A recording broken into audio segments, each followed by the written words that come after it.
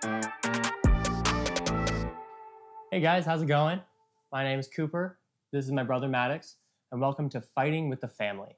And today, of course, we are going to be talking about UFC 303 at International Fight Week. But first, I wanted to go back 1 year because we actually went to International Fight Week last year, and that was a super fun card. What do you remember from International Fight Week?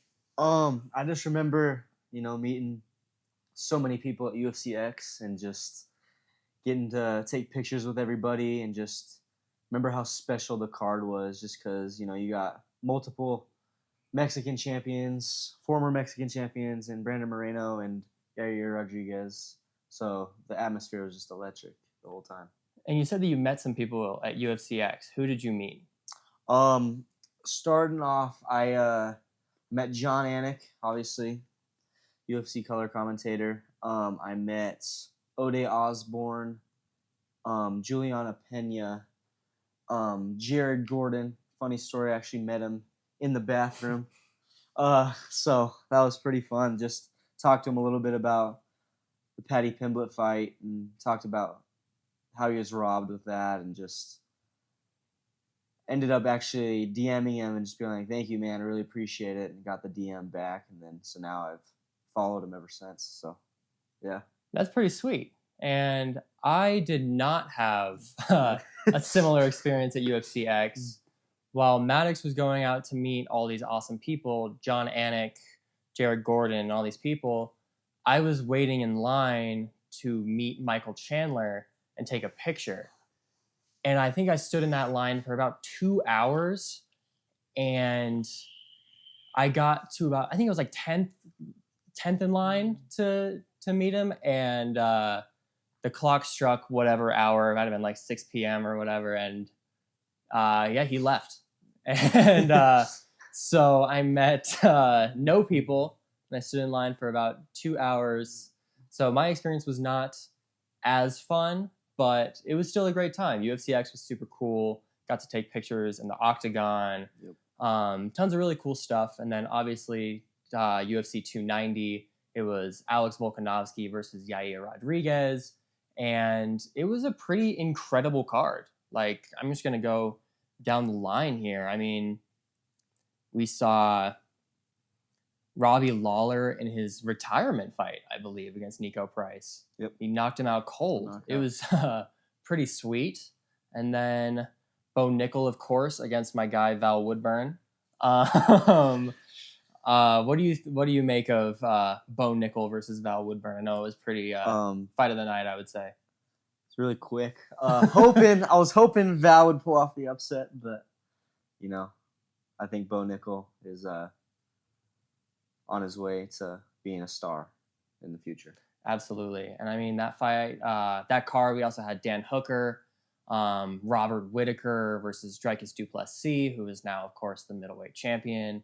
Lots of Australian-born fighters for International Fight Week, which was really cool. We actually sat next to a Australian guy at the weigh-ins who was, he had flown all the way to Las Vegas for Jack Della Maddalena, and he had got to the fights, and as soon as he touched down, he realized that Maddalena pulled out with an injury.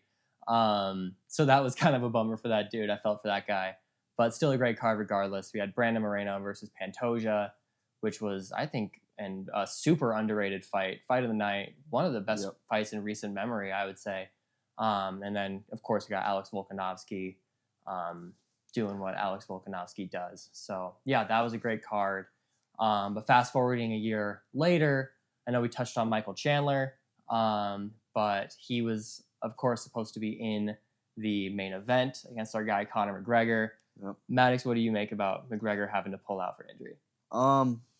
Just being a McGregor fan, obviously sad, but I think it was the right move because, he's entered two of his last 3 fights injured, and obviously we haven't really gotten the McGregor performance that we're used to. So that's definitely different, But I think that him pulling out and him hopefully rescheduling that fight will be better in his favor, and hopefully those two can put on a war that we're all hoping for. Yeah, absolutely. But yeah, I think that we were all really excited to see McGregor. He hasn't fought since I was a senior in high school, and now I'm going to be a senior in college, and that's a bummer. That's a real bummer. So yeah, I know that we're all really, really eagerly waiting for him to get back, but I think honestly, with all the pullouts in this card, UFC did a fantastic job of scrambling and making some fantastic fights. Shout out Hunter Campbell, man. Shout out Hunter Campbell. Shout out Hunter Campbell. Absolutely. They were working overtime this last month or so. But yeah, coming together, Alex Pereira and Yuri Prochazka, fantastic rematch.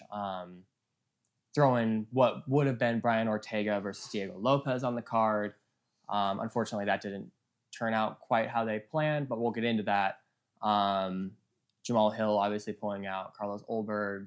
That entire fight went through, I think, about like 13 fighters. But yeah, so let's talk about UFC 303.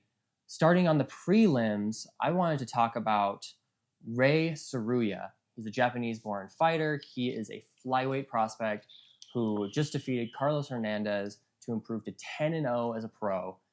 And it was incredible. It was a great fight, an awesome grappling match, one of the best fights of the entire night. But what really stuck out to me was that he had WWE superstar Shinsuke Nakamura in his corner throughout the fight. And I think this poses a pretty interesting question. Maddux, if you could have any WWE superstar in your corner, excluding UFC fighters, excluding ex-UFC guys, no Lesnar, no CM Punk, I know the GOAT, but if you could have any WWE superstar in your corner for a UFC fight, who would it be? I think I'm taking either the head of the table, Roman Reigns, or my GOAT, John Cena. Yeah, John Cena is definitely a solid pick. I think you could also go Cody Rhodes with that route as well. Both they're champs and they never give up. It's a good pick. And Roman Reigns definitely is the guy. Just intimidation factor. I would be scared if I was the other guy and had to look at Roman Reigns on the other side. I think for me, I would go somebody at the time of WrestleMania 40, I think an easy way to go was Chad Gable. I think that everything he had with him and Sami Zayn, where he was training him, he had the Rocky montage. Yeah. I think that was pretty sweet. But now he's kind of a heel, so I don't know if he's as motivational. I think if you're going with that route, I think Sami Zayn would be a solid one. Getting Gunther. Also Seth Rollins. That would be a solid one. Just a team player. You see all the damage he's taken just for other people recently. Yeah. So he's been a great guy that I would like to have in my corner. I think it's kind of an out-of-the-box pick, but kind of along the lines of Roman Reigns. What about a Paul Heyman? Yeah, someone that could definitely talk you up. Make you feel a little bit better about yourself. Yeah, and he's selling that fight ahead of time. Yeah, that fight is getting a couple extra buys. Yeah, sure. I think that I have a long-standing dream of wanting to be a Paul Heyman guy. That and his guys just win. If I have Paul Heyman in my corner, I think my attributes are plus 10 power, plus 10 speed, kind of all that. So yeah, I think that would be. I'm going Paul Heyman. I got to go Paul Heyman. But moving on to the next fight, I wanted to talk about Peyton Talbot, another undefeated prospect. He's a bantamweight, and what I find really interesting about Peyton Talbot is he's just so chill. He's a chill dude. He has a YouTube channel. He vlogs. And what was really cool to me was in this, his most recent blog that was published a couple days before 303, he gave an extensive breakdown to his opponent of how to beat him. He gave his opponent a game plan. He said, hey, this is how you beat me. And what was interesting, his opponent, Yanis Gamori, if I pronounced that wrong, I'm sorry, but he's French, so Peyton Talbot was super kind, and he translated the entire thing to French, just so there was no misconception. So with giving his opponent his game plan, he goes into the fight. It's third UFC fight, first outside of the Apex. So pretty big stage for this dude. He knocks him out in 19 seconds. Yeah. Like, ridiculous. He's Absolutely ridiculous. It's insane. I mean, he opened up as a minus 1650 favorite. I think at one point he was minus 2,000. So he did exactly what he was meant to do. Just an insane performance from an awesome fighter. He's 25 years old, already 9-0.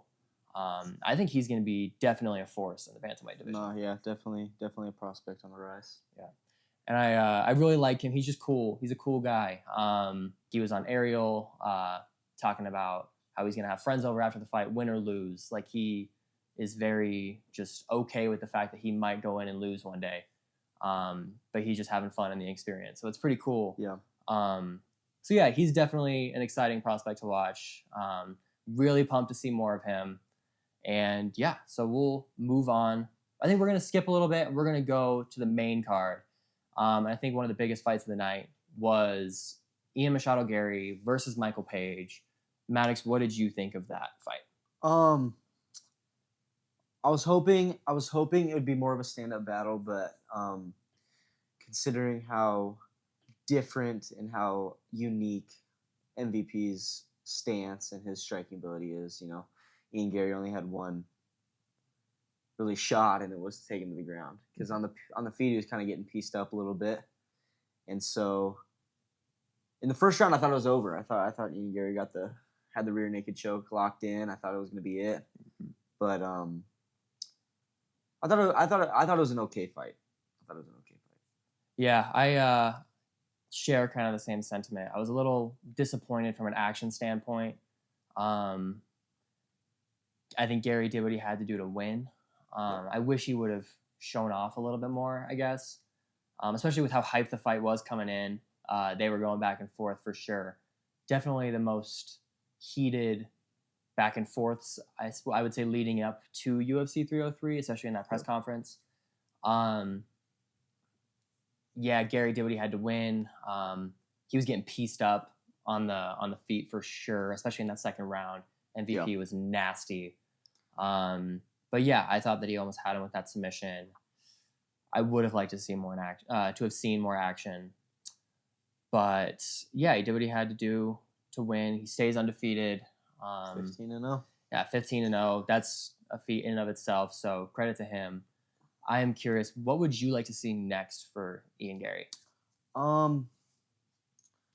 Colby. I'm thinking Colby. I think that one would be a fight for the fans, not only, but I think that is huge for Ian Gary in the next steps of becoming a real title contender. That if you knock off Colby's kind of been that gatekeeper in that division for a while. He's always been that guy to be like, all right, well, I'll get the title shot.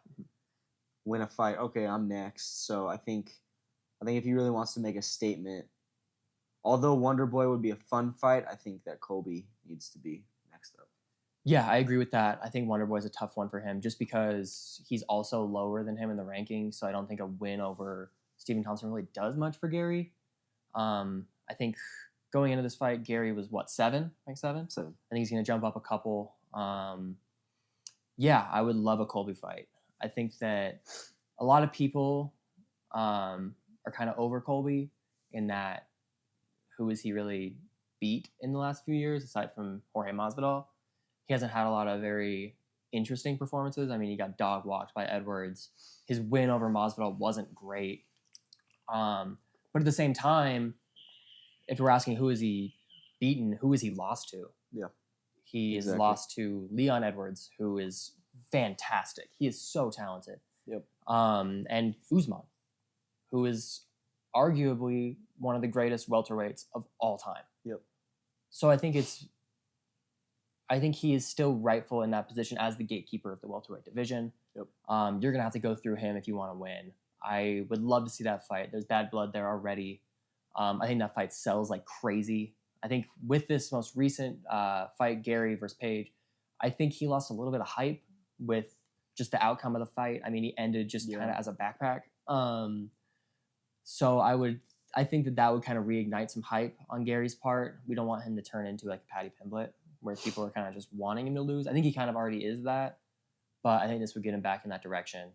So I think him versus Colby would be a fantastic fight. Plus, we need to get Colby back. We need that back. Well, I feel like that also opens up a different level of who Ian Gary's fought, in the sense of nobody in the welterweight division has the pressure that Colby Covington has. Mm-mm. And the consistent pressure, the consistent striking, and the ability to never stop and just keep taking you down. I think I would love to see that fight. That and Colby's wrestling would force Gary to stay on the feet. Exactly. And that would be a really fun fight.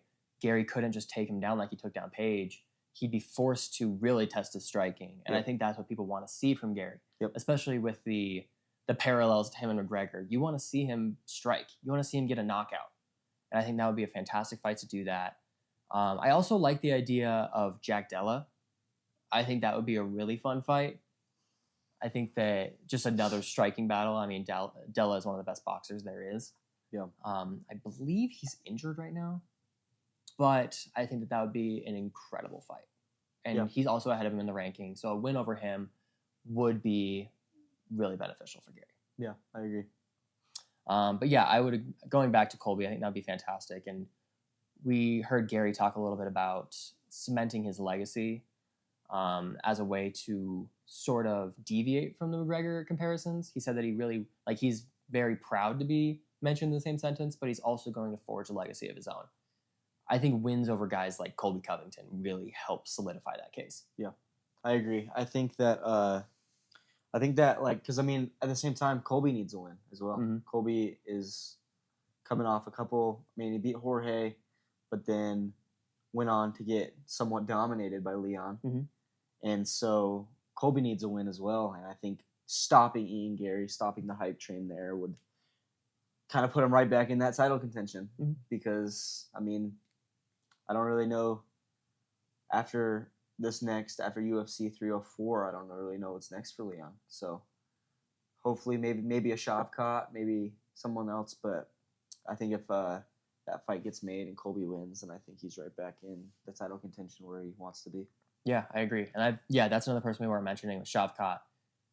Ian Gary said he wants to fight Shavkat in his post-fight presser. I don't like that fight for Gary yet. Yeah. I don't like that matchup stylistically.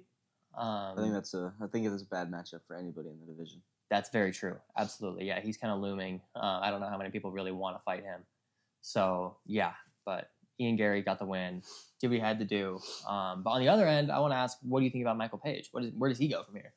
I think I wouldn't personally mind seeing a Wonder Boy Michael Venom Page fight, just because of the fact that they're both fights so unique and like so different than the rest of it. Like, they're just such like fun, entertaining strikers in a sense that I think that would be maybe a fun 5-round main event on a UFC fight night card. I think that would be a fun main event in the UFC fight night card, because even though I don't think MVP is good enough to win a title, but I think that he's good enough to compete with some of the best guys in the division.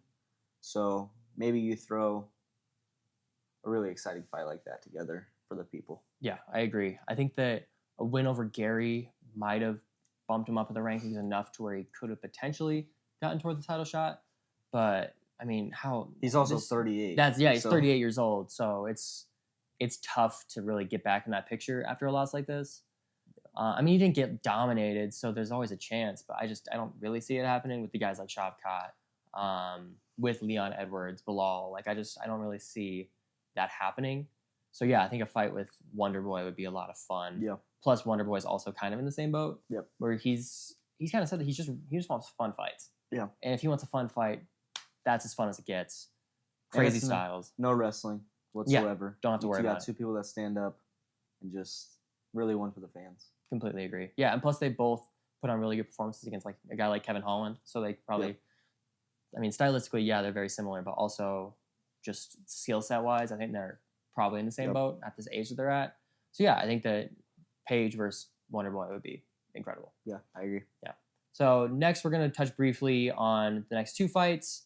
Of course, we had Mayra Bueno Silva versus Macy Chiasson, and this fight was actually pretty solid. I was pretty surprised with how this one went down. I think that was one of my favorite fights of the night for sure. I Mhm. think that considering the doctor stoppage, which, I mean, it was a brutal cut, but I think that Bueno Silva was winning that fight prior Yeah, she absolutely to was. getting struck. So Definitely. with that elbow. So, you know, I wouldn't mind even seeing them run it back in the future, or maybe something else for both of them. Yeah.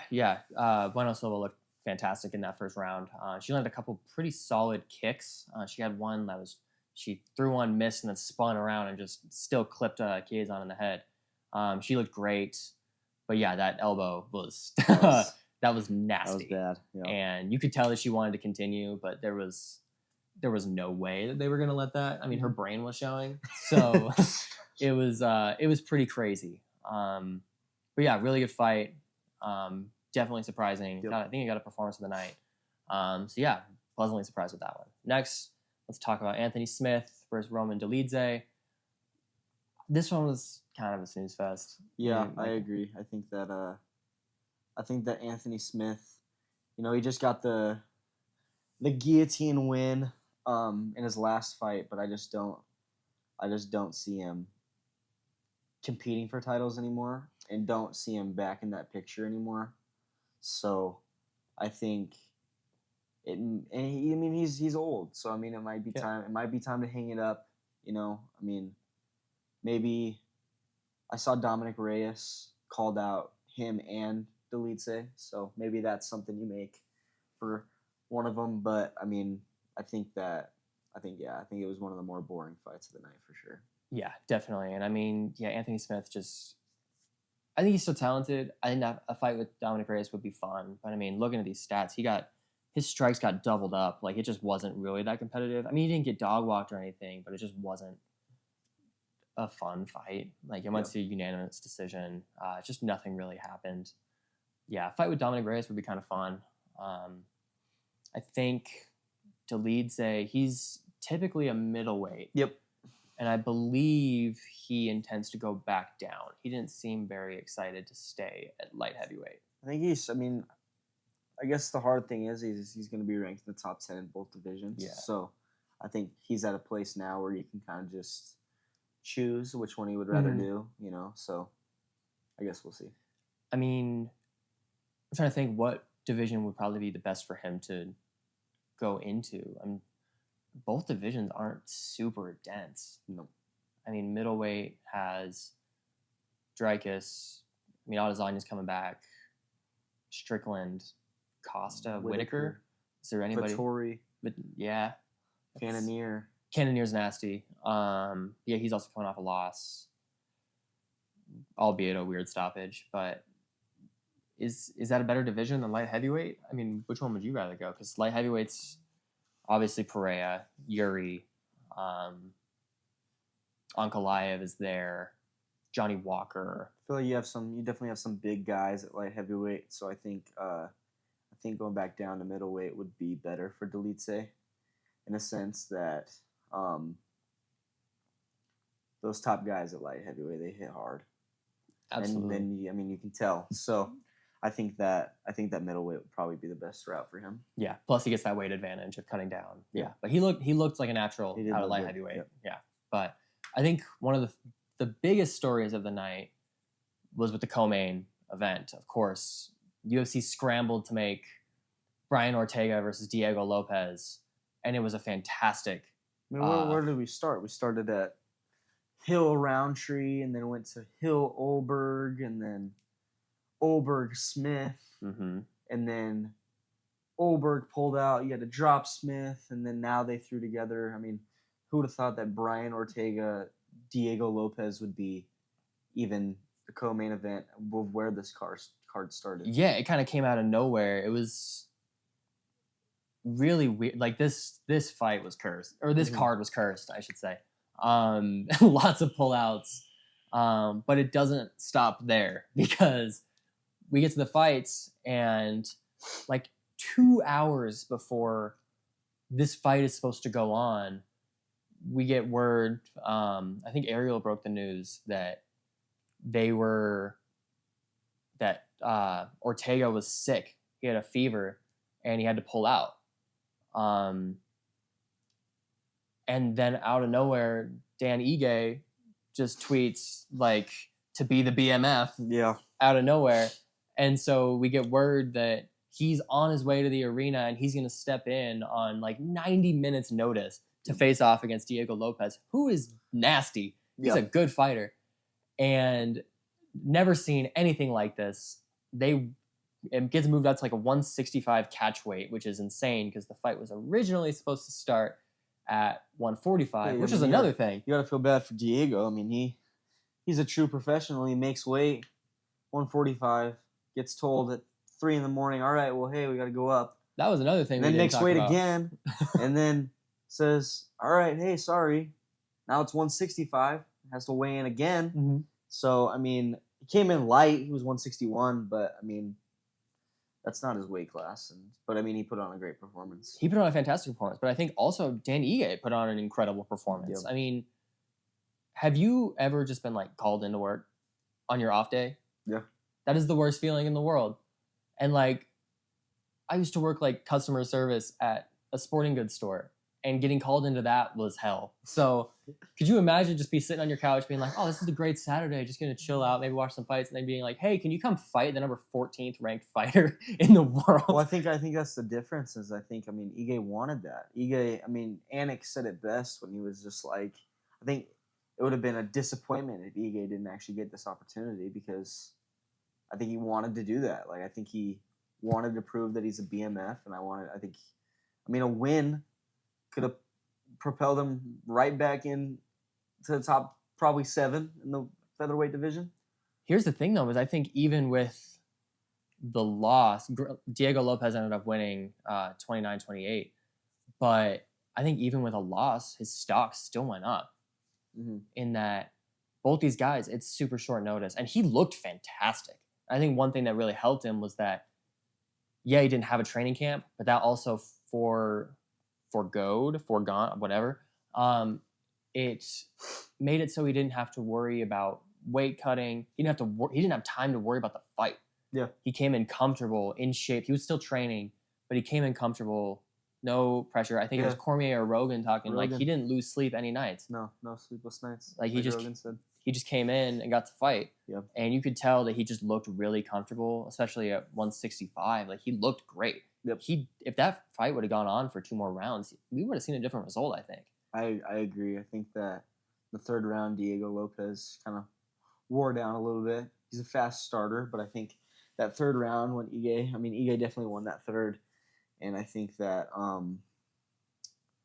if that fight goes 2 more rounds, I think Ige is the winner. And I think that but also I think Lopez having that weight cut and then gaining weight also kind of threw off his cardio in a sense that if he stays at that 145, he's probably in tip-top shape, ready to go for 3 rounds. But then he having to put on an extra basically 20 a day later. I guess that's also something to look at as well. Yeah, and great performance from both these guys. I think both their stock went up. Yep. And especially, to me at least, I think both of their stock went up in terms of BMF. Yep. These guys fought on 90 minutes notice. Like, that's the textbook definition of anytime, any place, anywhere. Yep. And so I wanted to ask you, do you think either of these guys have a BMF title shot on the horizon for them, maybe facing Holloway? I don't. I think that what's next? Obviously, I think Topuria is next for Holloway, and I personally think that Holloway will win that title back in a sense, and I think maybe him winning that featherweight title, he relinquishes that BMF title. Maybe he defends both. I don't know, but last night was definitely like show of like their character of anytime, any place, like anywhere. And I think that they are BMFs, but I don't think they have a BMF title shot. I kind of disagree. I mean, I get it. I mean, both of them are ranked 13, 14, so it's a steep hill to climb. But in terms of like who else is deserving of a BMF championship, I mean, there aren't many guys that you really see in the UFC nowadays that have that caliber. I mean, obviously you have Holloway, Gagey, Poirier. If he comes back, I don't know. I think Chandler could be there, but I think he's just going to hold out. Yeah. But then you get guys up in weight. You get like an Alex Pereira or a Yuri Prochazka. Like that could have very easily been a BMF fight had it not already been Holloway's belt. So staying in that weight class, I also agree. I think Holloway will probably beat Pereira. Even if he doesn't, do you think that the BMF will be on the line for that? No, I don't think. I think it'll just be the featherweight title. I agree. Because I know Pereira has been calling for it, but I mean, he hasn't even defended his championship yet. But like, I mean, knowing Holloway, I think Holloway is one of the baddest guys in the UFC. So I think he may just say, you know what, I don't really care. Let's do it. Yeah. Like, I think him pointing at the ground against Gagey, who's one of the most dangerous guys in the UFC, with 10 seconds left, and just saying, let's go. Even though he was up the entire fight, like, he was dominating. Just shows what kind of guy he is. So I wouldn't be surprised, honestly, if he ends up actually putting that title on the line. Yeah, definitely. But I don't know. I want to see what happens next with BMF. I know it's kind of a fake championship, but it makes for fun fights. Yep. I mean, we just got Holloway, Gagey. We got Gagey, Poirier. Like, these are fun fights. Nate versus Masvidal. So it makes for fun fights, and those are fights that are kind of stylistic, like they're perfect stylistic fights. Yeah. They're ones that fans want to see. So yeah, I want to see more of it. But yeah, let's move on to, of course, the main event. Alex Pereira has done it again. Yeah. If there was any room for questioning whether or not Alex Pereira was him, I think he once again cleared it up. I think that his last two fights people have thought it was controversial. Yuri with the stoppage in the first fight, Jamal Hill with whatever he was talking about. He left no room for debate in this fight. He knocks Yuri down in the first round, of course, with the left hook. Comes right back out in the second round, just a few seconds in, and knocks him out cold. Yeah. What do you think of Alex Pereira? What do you make of this fight? I thought it was gonna go the other way. I thought Yuri was gonna come in, because in the first fight Yuri was good at keeping pressure, and he hit Alex with a couple clean shots, and I thought that we would see more of that. But it looked like from the get-go that Yuri was kind of slower and more timid in a sense, which, I mean, it makes sense. I mean, he knocked him out prior, but I think it's crazy that Pereira's coach just told a reporter that they made the game plan to throw high kicks because he had his hands down in a video in his locker room. Like, that's insane to me. And I think Pereira's definitely made himself top two pound for pound in the world. I don't know if he's surpassed Jones yet, but I think definitely top two. And we'll get back to the fight, but I do want to talk about pound for pound. You say he was number 2. Dana White after the fights was very, very adamant that John Jones remains number 1. I want to talk about like the current list of pound for pound and see kind of how we would rank those guys. Because I know what are these rankings? We got pound for pound.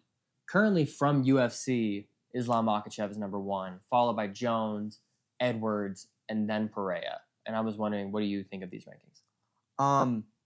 I think I agree with Dana. I think that, I mean, you have the GOAT and John Jones, right? I think that he beats anybody in the UFC, and I think he beats anybody in the UFC pretty decisively. Mm-hmm. So I think he obviously is number 1. Islam obviously has been dominant, but he's also defended his title against a featherweight twice, which the first fight maybe he could have lost. And I don't think that he's been the number 1 pound for pound fighter in the UFC. And then obviously Leon Edwards, he hasn't lost in a very long time. So he can kind of go in and out of the 2 or 3 spot where he's at. He's at 3 right now. And then you obviously have Pereira, who is super dominant right now. He's on fire. So, I mean, I agree with some of them, but I do think that John Jones belongs to that top spot. Yeah, I would agree. But yeah, kind of echoing what you were saying, I think that Alex Pereira has been the guy. He's headlined 2 Madison Square Garden cards. He headlined 300, and now he just saved 303. And he's doing it all in devastating fashion. Yep.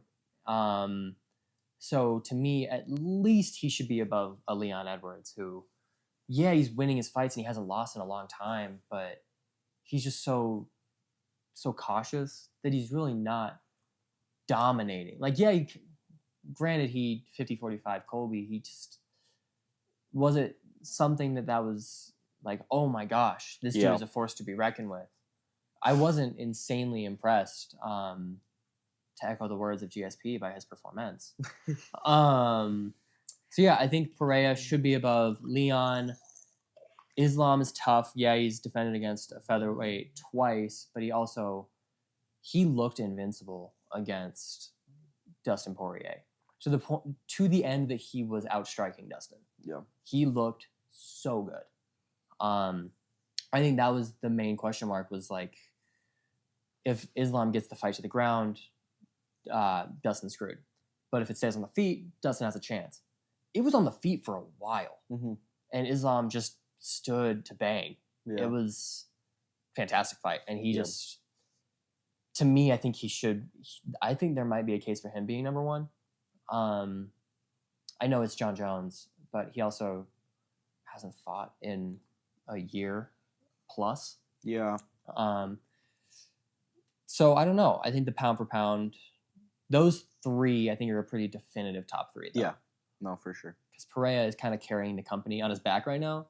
And he's been a joy to watch. So I want to go back a little bit more to this, to their fight.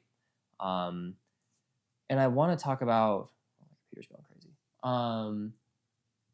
The mythical powers of Alex Pereira. What do you think about Yuri's comments coming into this fight? I think that's just Yuri being Yuri. I think that Yuri is entertaining for all of us fans, and his kind of samurai style in a sense. But I mean, that's just who he is. I think that's just who he is. Maybe he truly does believe he has magic. I don't know. But I mean, it looks like he does when he knocks everybody out with ease. So, yeah. Yeah, absolutely. It's such a crazy statement about having mythical powers, but it just didn't seem that far-fetched for Yuri. Yeah. Like, most people online were like, yeah, of course. Yeah, that makes sense. Yeah, Alex needs to stop that. He should really not. But, I mean, going into that face-off at the weigh-ins, Alex was kind of like looking him up and down. People were kind of like, oh, Yuri won the face-off. He looks more calm and collected. Alex is like sizing him up. He might be a little bit nervous for this fight. I mean, going back, the last fight they had was stopped prematurely, I guess. So yeah, there was a lot of discussion of whether or not Yuri was gonna come in and actually win this fight. I was definitely nervous. I'm a big Pereira fan, so I was definitely nervous for this one. But then, like, you get to the fight, and I think the coolest part, just how they set the scene. UFC, like, the camera crew, the production team really knew what they were doing, in that they let Pereira and Prochazka face off for what felt like 5 minutes. Yeah. They understood the assignment. It was fantastic. You could really feel the tension. It was aura. It was absolutely aura. For sure. But then you get into the fight, and Pereira kind of just does more of the same from the last fight they had. Chopped away with the leg kicks. Exactly. He's got the best leg kicks in the UFC. He's so nasty. And it makes it tough to get close at all. Like, you don't want to get close, but you can't stay too far away because he's just going to chop you down. Yeah. But yeah, so more of the same. And then he drops it in round 1, of course. Did you think that Prochazka was out after that round 1? Like, what did you think going into The way he fell was definitely like, oh wow. But seeing that he got up and kind of argued with Herb Dean right away, I think that he thought that Herb called it. Mm-hmm. But I thought he recovered quick in a sense. Like, I mean, he didn't take a seat in between rounds, bouncing up and down. But I think that there was definitely still something there. So, I mean, that head kick to start round 2 was definitely lethal. Did not expect that to happen. I mean, the left hook to end round 1, I mean, that's expected. Obviously, it's Alex Pereira. That's his thing. But yeah, coming right into the round and immediately the left lead kick, it was very unexpected. And yeah, he flatlined him. And yeah, he got in a little bit of ground and pound. I'm curious, do you think that it was stopped, like it was a bad stoppage and that Herb let it go on too long? No, I don't, because I think a guy like Yuri wants to go out on his shield in a sense. And I think considering what happened the last time, even though Yuri said that, yeah, I was out, but I think that there was still some like questions there, like was he really? So I think that yeah, he may have hit him a little bit after he knocked him out, but I mean that's his job at the end of the day, and I think that Herb's the best in the business at deciding when to stop a fight. So I think it was fine. Yeah, I completely agree. Given the context of their last fight, a lot of people were skeptical that it got called too early.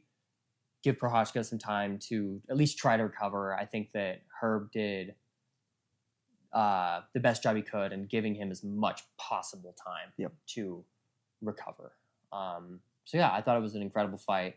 Alex Pereira continues to amaze. And yeah, so I want to ask you, what would you want to see next for Alex Pereira? I think if he decides to stay at light heavyweight, I think that Ankalaev would be next. Just in a sense, I mean, he's the next guy up. So, I mean, I think that he is the biggest stylistic difficult matchup for Alex because of his wrestling. And he's big. He's a big guy as well. I think that if he goes to heavyweight, obviously, I think fans would love to see him fight either an Aspinall or a Jones. I think Aspinall has a better chance. I think a Jones would kind of just dominate him in all aspects. I think that Jones he's a big guy, but I wouldn't mind seeing Adesanya go ahead and win that middleweight title and then try to go get a light heavyweight title. I think he's the only guy right now that knows how to compete with him. He's the only guy that's beat him. And I mean, in that first fight, I mean, I know Pereira knocked him out, but he was also beating him for probably about 4.5 rounds. So I think if Izzy wants to run that one back, I think that one would be exciting as well. Yeah, I think if he goes against that middleweight belt, I think that UFC would want to make that happen. I think that's a fight that sells a lot. I don't think. Are you saying that the fight would be a middleweight or light heavyweight? Light heavyweight. I don't know if Adesanya is beating Pereira at light heavyweight. He's looked so much just better all around. Yeah. I mean, his left hook knocks out anybody. Like, he could be wearing 50-ounce gloves and he's still sending somebody into the shadow round. Yeah. Like, it's so crazy, just out of nowhere. I also don't, I think the UFC might want that fight. I don't know if Adesanya wants that fight, in that I think he's okay just being the guy that beat Alex Pereira that one time. I mean, looking at the reactions after the fights, Adesanya posted a video of him knocking out Pereira. And it's just kind of a funny turnaround, I guess, that what ignited Pereira's UFC career was Adesanya saying, hey, that's just going to be the guy that sits in a bar and says, oh, I beat that guy one time. But to me now, he's kind of just the guy that's doing the same thing. He's like, oh, yeah, I beat that guy one time. I disagree. I think that would be a competitive fight. Even though Pereira looks a lot better at light heavyweight, I think that Izzy still moves a lot differently than a lot of the people that he's fought. So I think at the end of the day, I think people forget that he's still Israel Adesanya. He's still one of the best UFC champions of all time. So I think I would like to see that again. Yeah, and I think that Pereira motivates Izzy in a way that not a lot of people do. I think outside of the Pereira fights, Adesanya hasn't looked motivated in a long time, since like Paulo Costa. Like after the Jan Blachowicz lost, he just hasn't really put on that many inspiring performances. I mean, look at Marvin Vettori or Cannonier or Whitaker, where he could have gotten a finish, but he decided to kind of just coast. Yep. I think that Pereira really brings out a different side of him that would be really good to see Adesanya do. I mean, going back to the Strickland fight, like he just got dog walked by somebody who has no business being in the same octagon as him. Like the skill is there. Adesanya is one of the most skilled fighters there is. It's just does he want to use it? Yeah. And so I think if that fight was to happen, I wouldn't be upset about it. I don't know if he wants to. But yeah, if Pereira stays there, that fight is interesting. Yeah. An Ankalaev fight is probably next, most likely. I think that a lot of people are talking about how his Ankalaev's wrestling advantage is going to be the beginning of the end for Pereira. What do you think about that? Do you think that that is that much of an advantage against this guy? I mean, I think that we've seen Pereira struggle. I mean, in his first light heavyweight fight against Jan Blachowicz, right? He got taken to the ground and Jan sat on him for a while, right? So I think even in the first Izzy fight, Izzy took him to the ground a little bit. I mean, Izzy's not known for his wrestling whatsoever, and he utilized it well against him. Yeah. So I think it's definitely something to look at. But I think at the end of the day, I mean, he's still Alex Pereira.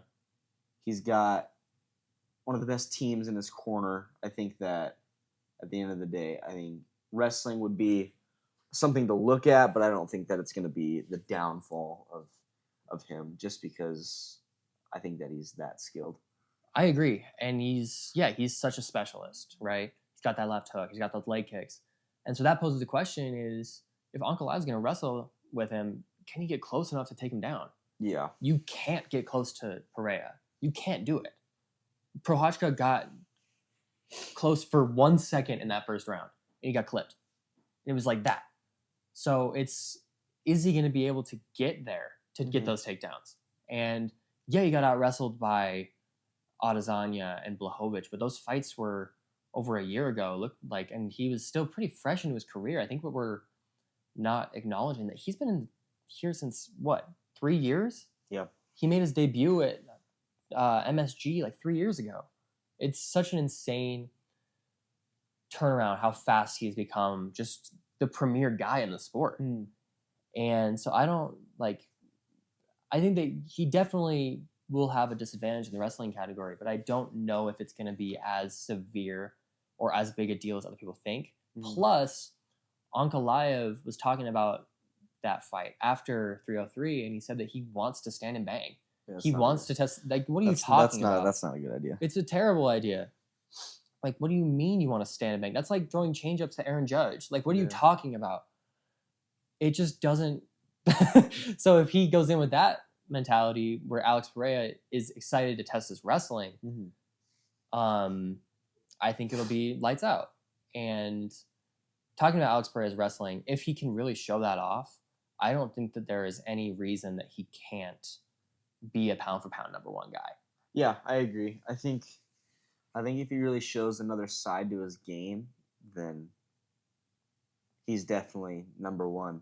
Because I think that's why for me, John Jones is number one. Is he does everything. He's a striker. He's a wrestler. He's a submission artist. He's whatever you need.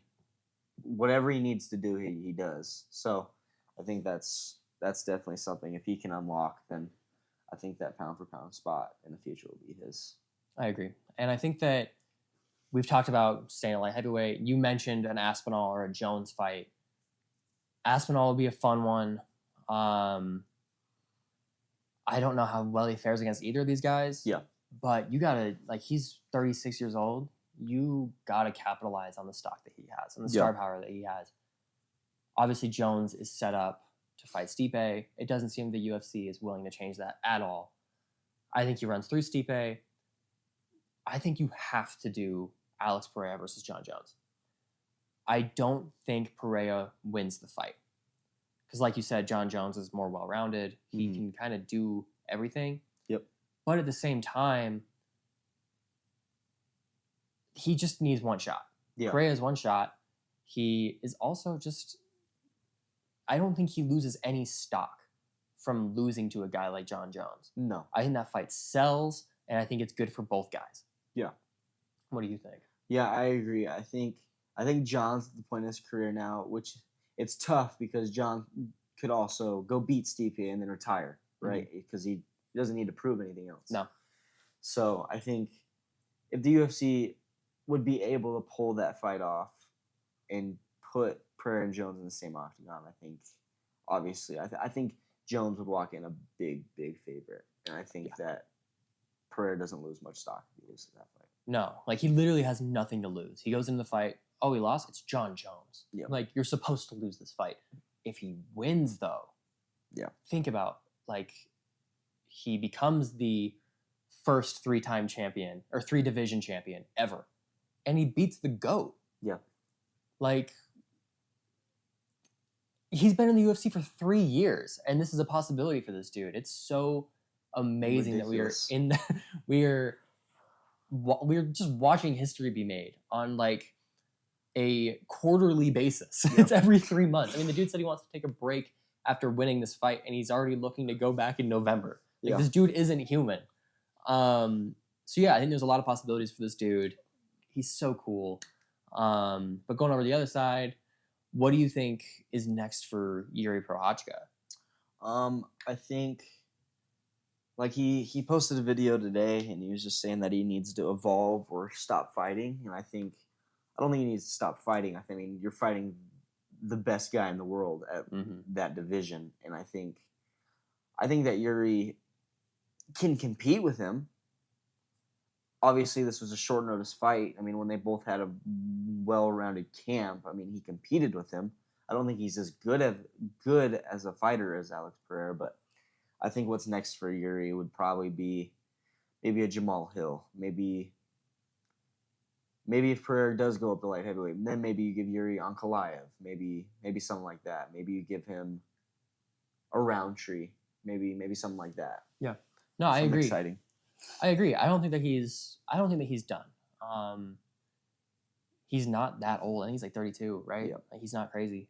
And he's only losing to Alex Pereira. I would love to see that Jamal Hill fight. I mean, of course, they were trying to make that fight back in the day when I think both of them were champion, right? Like, that was a fight that they were trying to make for a long time. So that would be fantastic. And Ankalaev would be cool because he ran through Rakic. I mean, he didn't really run through him, but he got through Rakic. He's still at the top of his game. It's just there's levels in this division. For sure. And yeah, I don't think Yuri's done. I would like the idea of him fighting somebody like an Ankalaev or Jamal Hill as maybe a #1 contender fight to give Alex Pereira that break. I agree. That he says he wants. I mean, granted, he said he wants to be gone for like 5 months, so it's not really a break, but it gives him some time to kind of just chill and do his thing. And that sets him up for, I don't even know. Like, if you give, Yuri would have a little bit of a turnaround, so maybe not. But if they're targeting to get Alex Pereira one more fight in the year, let him headline MSG again. I think Jones might want to. But also, Pereira's just kind of that guy. Like, he's been trusted to save a lot of these major cards, so I wouldn't be upset if he got to fight again at MSG. I agree too. So kind of rounding this out, we kind of talked about everything in 303. I would like to ask you, Maddux, can you do your best Alex Pereira impression? With a voice? Oh yeah. All right, here we go. Shama. Go ahead. Shama, huh? Shama. Huh? Huh? Shama, huh? Shama. Shama. Shama, huh? All right, this was Fighting with the Family. Thanks for watching. Appreciate it.